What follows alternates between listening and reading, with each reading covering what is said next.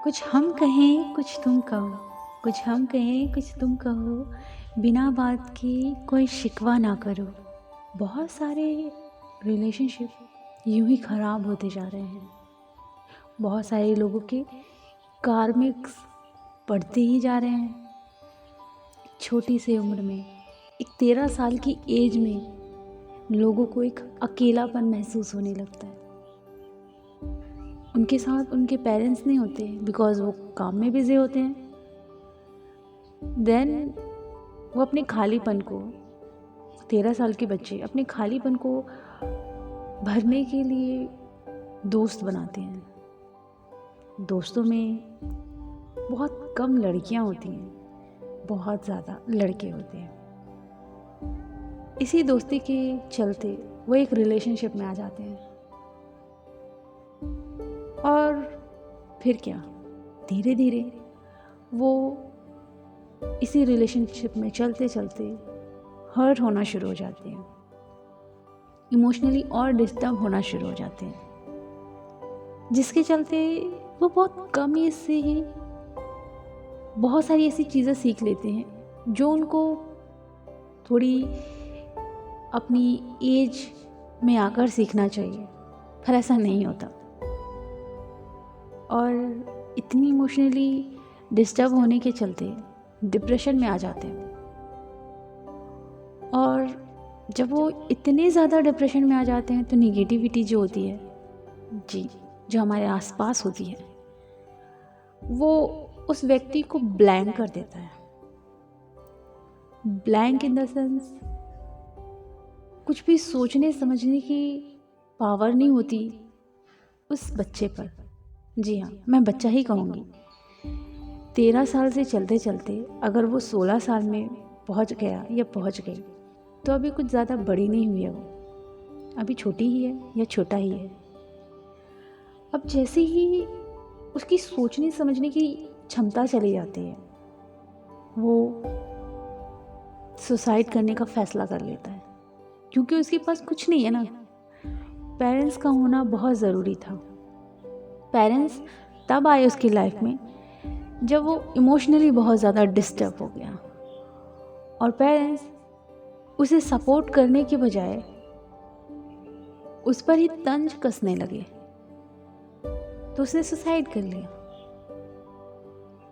आपको पता है, बहुत सारे बच्चे, न्यू बॉर्न बेबी बहुत बड़ी बड़ी बीमारियां लेकर जन्म ले रहे हैं। कारण क्या है?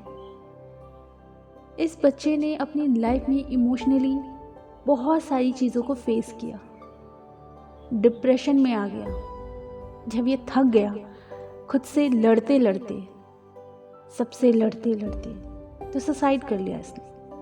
लेकिन जो वो पेन था वो उसके साथ ही था।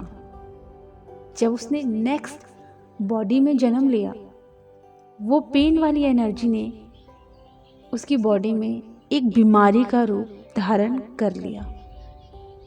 जी, आजकल के बच्चों को इतनी बड़ी प्रॉब्लम इसी कारण होती है क्योंकि वो अपने इस बर्थ में इतना पेन ले लेते हैं कि उस पेन को वो रिलीज़ नहीं कर पाते।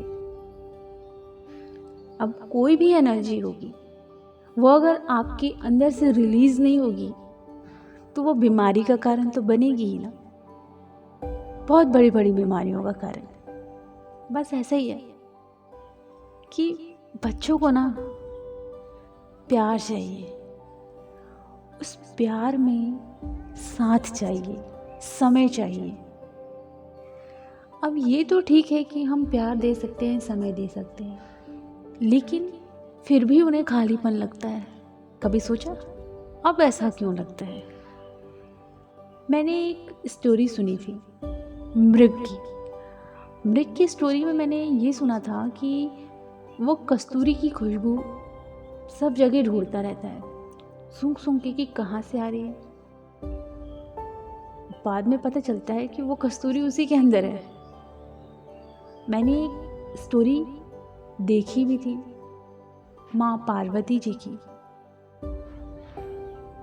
जब बहुत ज़्यादा असुर बढ़ चुके थे माँ पार्वती को पता चला कि एक महिला ही अपने बहुत ही भयानक रूप में आके उन असुरों का नाश करे।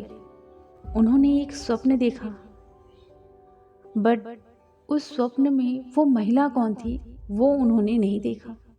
अब उस महिला को वो सारे जगह ढूंढ रही थी। उन्हें लगता था शायद ये होगी, ये होगी, ये होगी। मतलब माँ पार्वती उस महिला को वो बाहर ढूंढ रही थी। उन्हें तो वो भी नहीं पता था कि जिनकी वो तलाश कर रही है वो स्वयं है। जब शिवजी ने उनके हाथों में कस्तूरी थमाई, तब उन्हें एहसास हुआ कि कुछ तो ऐसा है जो मेरे अंदर है। और फिर जो स्वप्न में माँ पार्वती ने जिस महिला को देखा वो वही थी, माँ काली के रूप में, और उन्होंने असुरों का नाश किया।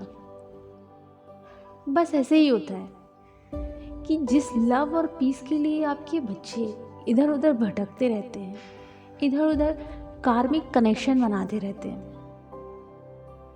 एक्चुअली में वो लव और पीस उन्हीं के अंदर है।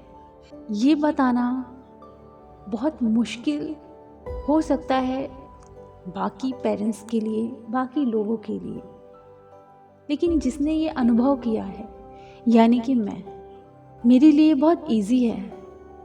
पहले अगर मेरे सामने ये सारी चीज़ें होती तो शायद मैं नहीं बता पाती, लेकिन आज मैं जिस पीस में हूँ, जिस लव में हूँ, किसी की नीडीनेस नहीं है मुझे। बस ऐसी ही लव और पीस हर एक इंसान के अंदर होता है। तो अगर आपके बच्चे भी लव और पीस के लिए तरस रहे हैं तो उन्हें बताइए कि उनके अंदर ही वो लव और पीस है। Thank you.